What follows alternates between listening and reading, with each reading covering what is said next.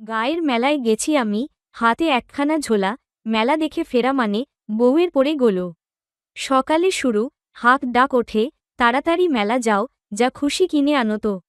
প্রথমেই দেখি হালুয়া রুটি, দোকানদার হাঁকে জোরে, রসগোল্লা, মিষ্টি পান, আজই সব শেষ হবে। পেট ফাঁকা, তাই কিনলাম এক থালা রসগোল্লা, পিছনে বউ বলল, খেয়ে ফেললে একলা। তবু এগোলাম, বউ বলে, কানের দুল চাই, যা কিনে দিবি, বাজেট ছাড়ালে গলা টিপে ফাঁসাই। গয়নার দোকান ঘুরে দেখি, দাম এক একটা চাঁদের মতো, পকেটের কথা ভাবতে গিয়ে মুখের চেহারা জোটে। তারপর পেলাম বাঁশি আর ঢোলের দোকান, একটা বাঁশি কিনে বললাম, এটাই গানের টনিক। বউ বলল, এই নিয়ে করবি কি, বাদ দে বাঁশি, মেলা থেকে যদি সস্তায় পাই, কিনে নিস মাছি। এরপর গেলাম নাগরদোলায়, উঠতে হলো দৌড়ে, বউ বলল, একবারে চুপচাপ ওঠো, পায়ে ধরো তো জোরে।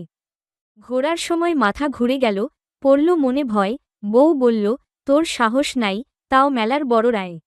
পেট পুড়ে খেলাম ফুচকা, পানিপুরি আর চাট, বউ বলল, পেটে গজব হবে, খেলে এমনই ভাত। তবু থামলাম না, হাঁস মুরগির লটারি খেললাম, বউ বলল, এইবার তো খেয়ে তোকে গরু কিনতে পাঠাবো। শেষে এলাম মেলার মাঝখানে, যেখানে হয় নাটক, একদল দুষ্ট ছেলে হাসায়, করে একখানা বাজে ধাঁধা। গরু কিভাবে ছাদে ওঠে, বলতো সেটা ভাই। উত্তর দিতে না পেরে বউ বলল, তুই যে গরু তাই।